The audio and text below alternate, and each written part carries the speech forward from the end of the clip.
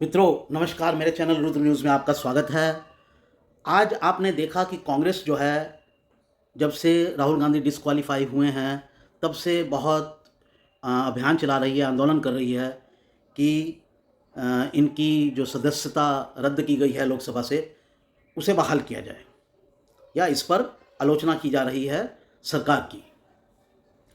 तो आज हम इस मुद्दे पर चर्चा करते हैं कि क्या स्पीकर ऐसा कर सकते हैं, क्या स्पीकर राहुल गांधी की सदस्यता बहाल कर सकते हैं।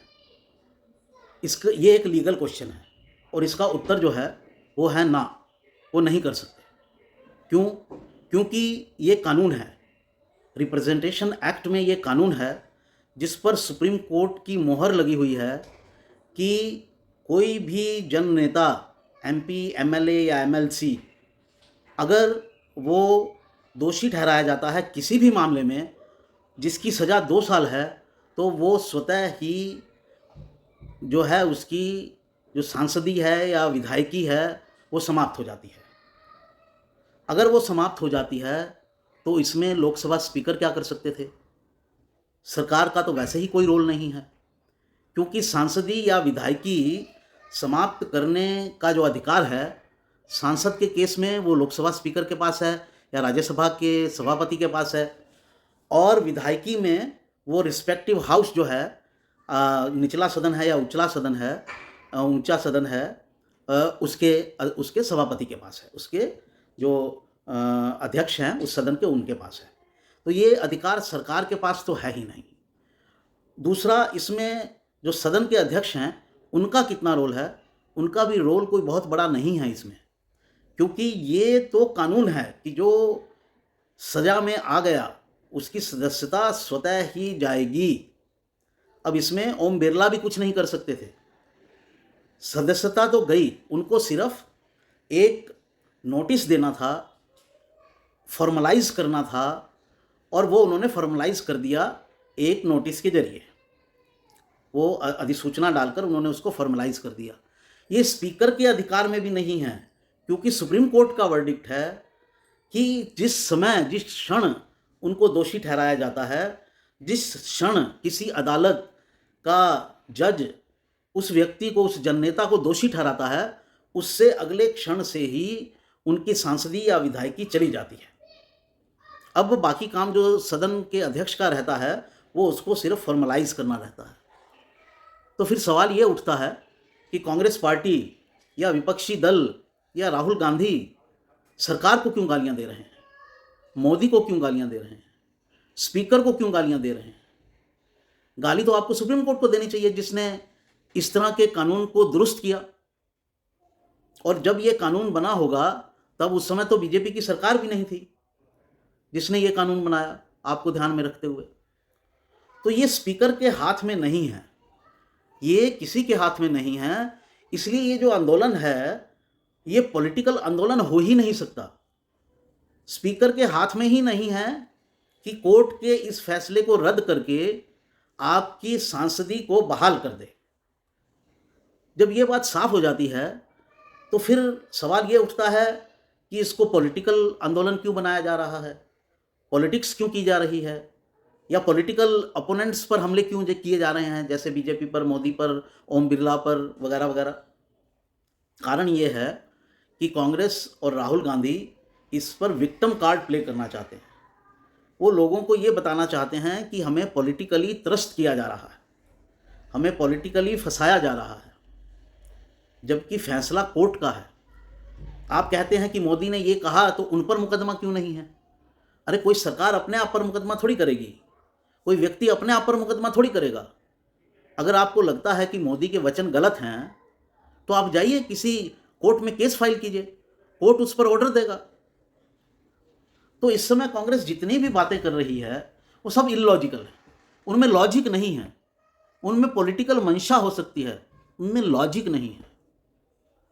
पॉलिटिकल फाइट को आपको ये समझना होगा, पुराना ज़माना नहीं है भाई जब आप रूल करते थे, जब जनता उतनी पढ़ी लिखी नहीं थी, साक्षरता दर बहुत कम थी, आपकी बातों पर लोग विश्वास कर लिया करते थे।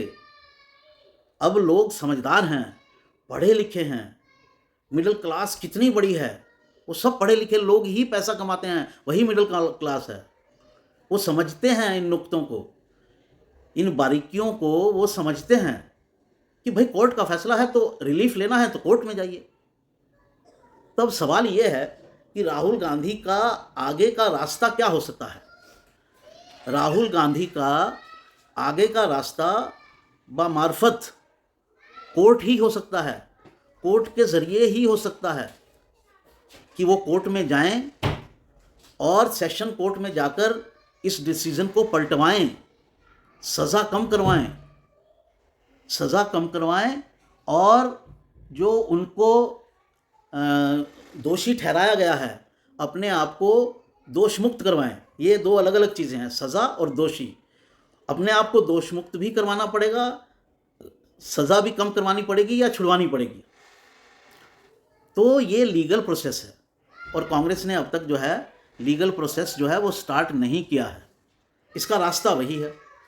अब आप जितना लंबा इसको खींचते रहें, राहुल गांधी को जितना मर्जी विक्टिम के रूप में पेश करते रहें, राहुल गांधी आपके मोहरे अब हैं ही नहीं। 2024 के लिए आपको कोई और मोहरा ढूंढना होगा। अगर आपको कोर्ट से बहुत जल्दी जल्दी रिलीफ नहीं मिल जाता है तो, और कोर्ट अगर बहुत जल्दी जल्दी रिलीफ देती है तो कोर्ट पर भी आरोप लगेगा कि भाई राहुल गांधी फंस गए तो इतनी जल्दी जल्दी रिलीफ क्यों। और कोर्ट की जो सीढ़ियां हैं वो भी कई हैं। पहले सेशन कोर्ट में जाइए, वहाँ अगर रिलीफ नहीं मिलता तो हाई कोर्ट में जाइए, वहाँ रिलीफ नहीं मिलता तो सुप्रीम कोर्ट में जाइए। और फिर अब ये मामला जो है वो राहुल गांधी माफ़ कीजिएगा, Rahul Gandhi versus state of Gujarat हो जाएगा। प्लस उसमें जो मोदी थे, जिन्होंने प्रणेश मोदी उनका नाम है शायद, उन्होंने जो पिटीशन फाइल की थी वो भी उसमें जो है वो आंसरेबल होंगे, वो भी अपोनेंट होंगे, तो वो इसका विरोध करेंगे।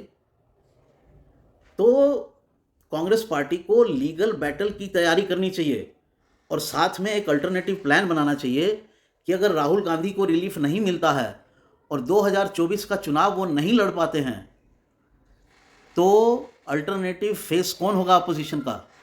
क्योंकि मेरा मानना है कि कांग्रेस किसी हाल में नहीं चाहेगी कि कांग्रेस से बाहर के किसी चेहरे को वो विपक्ष के नेता के रूप में स्वीकार करे। अब ये भी एक समस्या है।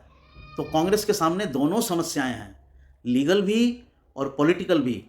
और 2024 के चुनाव के लिए उसको पूरा रिस्ट्रेटजाइज करना पड़ेगा। अब तक उसने जो स्ट्रेटजी बनाई थी कि राहुल गांधी को पेश करेंगे, वो स्ट्रेटजी कोर्ट के डिसीजन की वजह से ध्वस्त हो गई है। अब उस पर अल्टरनेटिव रास्ता लेना पड़ेगा। तो ये बात कांग्रेस में भी लोग समझते होंगे और कोई ना कोई रास्ता निकाल रहे होंगे, लेकिन जितनी देर करेंगे उतनी मुश्किल होगी। कोर्ट की प्रक्रिया को उनको जल्द से जल्द अपनाना चाहिए। और मैं बता दूं आपको, अभी कांग्रेस को लग रहा है कि हम बहुत बढ़ कर बोल रहे हैं। कांग्रेस के कुछ प्रवक्ताओं को भी, प्रियंका गांधी को भी, राहुल गांधी को भी, कांग्रेस के नेताओं को भी। लेकिन जिस दिन मोदी मुंह खोलेंगे उस दिन आप जितने सवाल उठा रहे हैं वो सारे के सारे ध्वस्त हो जाएंगे। क्योंकि अभी तक आपने अपने आरोपों में एक भी सब्सटेंशियल प्रूफ नहीं रखा है जिससे ये सिद्ध हो जाए कि मोदी दोषी हैं।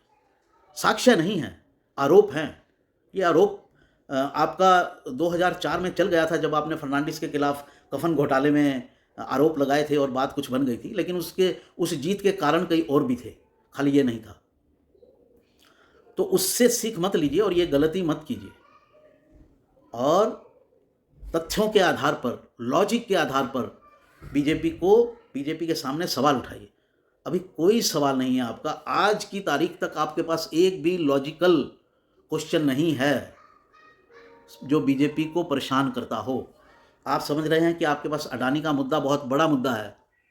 अडानी का मुद्दा आपके सामने कुछ नहीं है, क्योंकि जो फैक्ट्स एंड फिगर आए थे, अडानी के साथ खाली मोदी काम नहीं कर रहे हैं, अडानी के साथ आपकी पूर्व सरकारों ने भी काम किया है और आपकी मौजूदा सरकारें भी काम कर रही हैं। तो पब्लिक को बताने के लिए साफ है कि राजस्थान के मुख्यमंत्री क्यों दे रहे हैं, क्या उन्होंने अडानी से पैसे लिए हैं। अगर मान लीजिए यही सवाल हो जाएगा तो पब्लिक क्या जवाब देगी। ये तो फैक्ट है। तो अडानी का मुद्दा लोगों को लग रहा है क्योंकि बीजेपी इस पर मुंह नहीं खोलना चाहती है। लेकिन इलेक्शन कैंपेन जब स्टार्ट होगा तब मोदी मुंह खोलेंगे। और बीजेपी ने अभी थोड़े थोड़े जवाब देने शुरू किए हैं। स्मृति ईरानी ने कल 4-5 क्वेश्चन डाले हैं। तो इस बात को समझने की कोशिश कीजिए, ये एक इम्पोर्टेंट मुद्दा नहीं है, और इम्पोर्टेंट मुद्दे निकालने की ज़रूरत है। तो कांग्रेस जो है वो उस पर ध्यान दे, जो बहुत मजबूत मुद्दे हैं उनको उठाए। फर्जी मुद्दों से बात बनने वाली नहीं है, मेरा ऐसा मानना है। तो साथियों, जहाँ तक हम इस विषय की बात कर रहे थे कि क्या स्पीकर राहुल गांधी की सांसदी वापस दे सकते हैं, तो ऐसा बिल्कुल नहीं है। कानून इसकी इजाज़त नहीं देता है, और अगर स्पीकर ऐसा करेंगे तो वो कानून विरोधी काम कर रहे होंगे। इसलिए इस पर आंदोलन करना, वो अल्टीमेटली एक जवाब आएगा और पूरा का पूरा आपका जो नैरेटिव है वो ध्वस्त हो जाएगा। तो ये था मेरा आज का विश्लेषण मौजूद विषय पर। उम्मीद करता हूँ आपको पसंद आया होगा। साथियों, पसंद आया है तो इसे लाइक कीजिए, सब्सक्राइब कीजिए मेरे चैनल को, शेयर भी कीजिए मेरे इस वीडियो को, और नोटिफिकेशन की बेल ज़रूर दबाइए, जिससे आपको सूचनाएं मिलती रहेंगी। मैं आपको एक से एक नए मुद्दों पर, एक से एक खबर के पीछे की खबर का विश्लेषण देता रहूँगा, ऐसा मैं आपको विश्वास दिलाता हूँ। नमस्कार, वंदे मातरम, भारत माता की जय।